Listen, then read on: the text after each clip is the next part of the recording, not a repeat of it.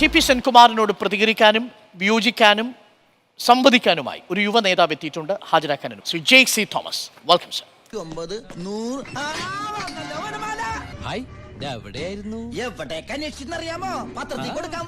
ഇത് T P സെൻകുമാറാണ് എന്ന് താങ്കൾക്കറിയാം. പക്ഷേ താങ്കൾക്ക് അറിയുന്നതിനും അപ്പുറം ഇന്ത്യൻ പോലീസ് സർവീസിൽ കേരളത്തിൽ നിന്നുള്ള പോലീസ് ഉദ്യോഗസ്ഥർക്ക് അഥവാ ഇന്ത്യയിൽ നിന്നുള്ള പോലീസ് ഉദ്യോഗസ്ഥർക്ക് തന്നെ വളരെ അപൂർവമായി ലഭിക്കുന്ന ഉന്നത ബഹുമതി നേടിയ ആളാണ് ടി പി സെൻകുമാർ. ഒരു അക്കാഡമീഷ്യൻ കൂടിയായ ഒരു സിവിൽ സർവൻറ്റ്, PhD ഉള്ള ഒരു സിവിൽ സർവൻറ്റ്. ഇപ്പോൾ അദ്ദേഹം കുറച്ചുകൂടി വിശാലമായ രാഷ്ട്രീയത്തെക്കുറിച്ചും സാംസ്കാരിക ധാരകളെക്കുറിച്ചും ഒക്കെ സംസാരിക്കുന്നു. ടി പിയോട് ചോദിക്കാം. കേട്ടോ, അങ്ങ് എന്തുകൊണ്ടാണ് രാജ്യത്തെ ചെറുപ്പക്കാർ, കർഷകർ, വിദ്യാർത്ഥികൾ, അധസ്ഥിതർ, അരികുവൽക്കരിക്കപ്പെട്ടവർ, ഈ മനുഷ്യരായ മനുഷ്യരൊക്കെയും അഭിമുഖീകരിക്കുന്ന ജീവൽ പ്രശ്നങ്ങളെക്കുറിച്ച് അങ്ങ് എന്തുകൊണ്ട് ചർച്ച ചെയ്യുന്നില്ല? നിങ്ങളത് 33 വർഷം ബംഗാളിൽ പരീക്ഷിച്ചതാണല്ലോ. അപ്പോൾ അവിടെ ആദ്യം എന്താ അത് വിജയിക്കാഞ്ഞത്? ആരുടെയും ഒരു തടസ്സമില്ലായിരുന്നു. ഇപ്പോൾ ബംഗാളിൽ BJPയുടെയും ഒക്കെ പുറകിൽ പോയിട്ട് നിന്നാണ് അടി കിട്ടാതെയും വെട്ടുകിട്ടാതെയും ജീവൻ രക്ഷിക്കുന്നത്. ത്രിപുരയിൽ അത് സംഭവിച്ചു. ഇവൻ പൊട്ടനാണ് മുതലാളി.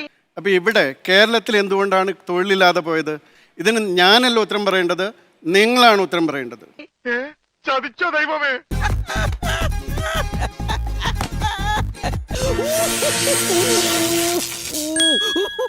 കേരളത്തെക്കുറിച്ച് പറയാം. കേരളത്തിൽ ഇന്ന് രാജ്യത്തിന് മാതൃകയായി നമ്മളിവിടെ ഒത്തുകൂടുന്നതിന് ഏതാണ്ട് ദിവസങ്ങളുടെ മാത്രം വ്യത്യാസത്തിൽ ടെക്സാസിലെ പാഠപുസ്തകത്തിൽ അമേരിക്കയിൽ വളർച്ച പിന്നിലായി പോയ ചില സംസ്ഥാനങ്ങളെ ചൂണ്ടിക്കാട്ടി ആ രാജ്യത്തെ പാഠ്യപദ്ധതിയുടെ നിർണയിതാക്കൾ പറഞ്ഞിട്ടുണ്ട്, ദാ ഇന്ത്യ എന്ന് പറയുന്ന 3ാം ലോക രാജ്യത്ത് കേരളം എന്ന് പറയുന്ന ഒരു ഓഡ് സ്റ്റേറ്റ് ഉണ്ട്, ആ ഓഡ് സ്റ്റേറ്റിനെ നോക്കി അമേരിക്കയിലെ ചില സ്റ്റേറ്റുകൾ പഠിക്കണം എന്ന് വിളിച്ചു പറഞ്ഞത് കമ്മ്യൂണിസ്റ്റുകാരല്ല, വിവരവും ബുദ്ധിയുമുള്ള, പാണ്ഡിത്യത്തെ അലങ്കാരത്തിനപ്പുറം നല്ല കരുത്തോടുകൂടെ പരിവർത്തനത്തിന് ഉപയോഗിക്കാൻ കഴിയുന്ന അമേരിക്കയിലെ വിചക്ഷണന്മാരാണ് വിളിച്ചു പറഞ്ഞത്.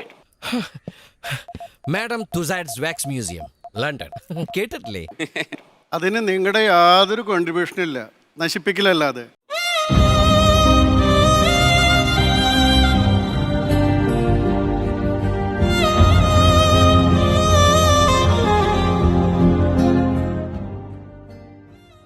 ഈ കേരളത്തിലുണ്ടായിരുന്ന മിഷണറീസും ബാക്കി രാജാക്കന്മാരും ഉണ്ടാക്കിയ ആ കാര്യങ്ങൾ മാത്രമേ ഉള്ളൂ.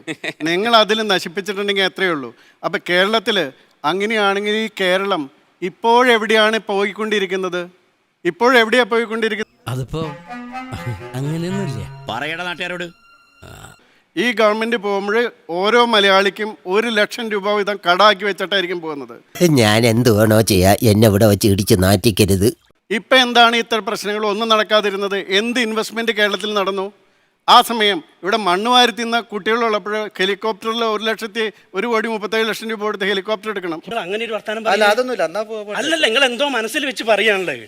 നിങ്ങൾ ഈ പറയുന്ന ചൈന, നിങ്ങളുടെ മാതൃരാജ്യമായിട്ട് ചൈനയിൽ സിംഗ്യ എന്ന് പറയുന്ന ഒരു പ്രവിശ്യയുണ്ട്.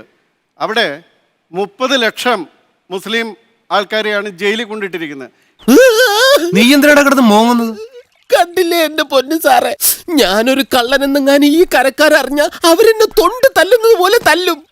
സാർ എന്നെ ഇവിടെ വെച്ച് അറസ്റ്റ് ചെയ്തോണ്ട് പോയാൽ പിന്നെ എനിക്ക് ഈ നാട്ടിലേ നിൽക്കാൻ പറ്റില്ല. എന്നിട്ട് അവിടെ എന്ത് ചെയ്യുന്നു? ആ ജയിലിൽ കൊണ്ടുപോയവരുടെ വീട്ടിലെല്ലാം അവരുടെ ഒഫീഷ്യൽസ് പോകും. എന്നിട്ട് ആ സ്ത്രീയുടെ കൂടെ കിടക്കണം, വീട്ടുകാരുടെ കൂടെ കിടക്കണം.